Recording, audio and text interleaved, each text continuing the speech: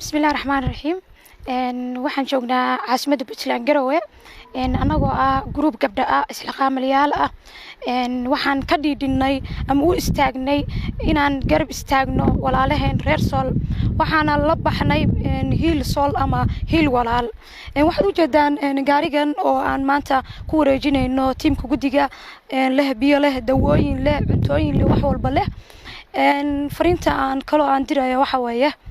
أو دراية رير لاس عانود intii hawshaas socoto garabkiina nahay hawshan waa hada waa faceki koowaad faces kale ayaa jira waxaan leeyahay ama guusha ama geeri nololeed baan leeyahay insha Allah